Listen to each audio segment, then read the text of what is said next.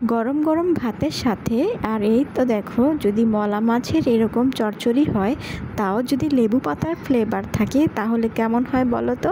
Hello everyone, আসসালামু আলাইকুম। Afrin kitchen and blog থেকে চলে এলাম নতুন আরেকটি ব্লগ ভিডিও নিয়ে। অনেক দিন পরে তোমাদের মাঝে একটি লং ভিডিও নিয়ে এলাম। আশা করি সবাই ভালো আছো এবং সুস্থ আছো। তো তোমরা অনেকেই হয়তো ছোট মাছ কাটাকাটির ভয়ে খেতে চাও না, তো জানো ছোট মাছে কিন্তু রয়েছে প্রচুর পরিমাণে ভিটামিন। তো এই তো এগুলা কিন্তু আমাদের শরীর এবং চোখের জন্য খুবই উপকারী।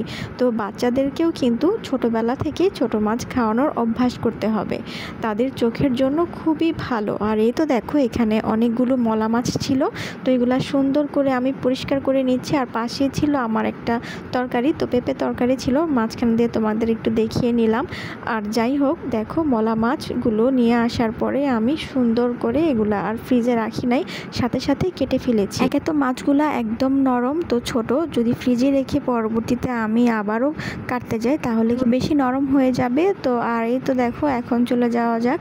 তো আমি আজকে তোমাদের সাথে শেয়ার করতে যাচ্ছি আমি কিভাবে মলা মাছের চচ্চড়ি কিংবা পাতুরি যাই বলো না কেন এটা আমি রান্না করি। তো তোমরা হয়তো অনেকেই জানো কম বেশি, তো তারপরও তোমাদের কাছে আমি ছোট্টভাবে শেয়ার করছি। প্রথমে মলা মাছগুলো কেটে নেবে এবং ভালো করে লবণ দিয়ে এটাকে বারবার ধুয়ে নেবে। দেখো প্রচুর পরিমাণে ময়লা থাকে। তো যাই হোক আমার কাছে একটা বাটনা ছিল, বাটনার মধ্যে সুন্দর করে এই দেখো কীভাবে আমি এখানে পরিষ্কার করে নিচ্ছি। তো আমি এখানে অলরেডি 2-3 বার ধুয়ে ফেলেছি, এটা ছিল লাস্ট ওয়াশ করা আর কি। একটু লবণ দিয়েছিলাম, লবণ দেওয়ার ফলে কিন্তু অনেক ভালোভাবে ময়লাগুলো উঠে যায় এবং পরিষ্কারও হয়। তো এটা যদি ভালোভাবে পরিষ্কার না করো তাহলে কিন্তু মাছটা খেতে তিতা তিতা লাগবে। আমার বাসায় যেদিন আমি এই ছোট মাছ রান্না করি, মলা মাছ বলো কিংবা কাচকি মাছ বলো, তো এটা দিয়েই কিন্তু অনায়াসে 1 থেকে 2 প্লেট ভাত খাওয়া যায়। তো এই তো দেখো এখন আমি কেটে রাখা পেঁয়াজ কুচির সাথে সুন্দর করে মিশিয়ে নিচ্ছি। তো আমি কিন্তু এটাকে সম্পূর্ণ হাতে মেখে রান্না করব, যেহেতু ছোট মাছ তো এটা হাতে মেখে রান্না করাটাই অনেকটা ভালো, না হয় কিন্তু ভেঙে যাওয়ার সম্ভাবনা থাকে। এখানে কাঁচামরিচ, লবণ, তারপরে হলুদের গুঁড়া, মরিচের গুঁড়া, তো মরিচের গুঁড়াটা একটু কম দিবা। আমি কাঁচামরিচগুলাই একটু বেশি খাই আর কি, এই জন্য কাঁচামরিচের ফ্লেভারটাই আমার কাছে ভালো লাগে।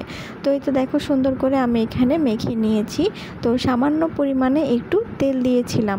তো এই তো দেখো অবশেষে এখানে খুবই দেখতেও ভালো লাগতেছে, এটা খেতেও কিন্তু অনেক মজা হবে। যত কম মশলা দেওয়া যাবে ততই কিন্তু এটার স্বাদ বহুগুণে বেড়ে যায়।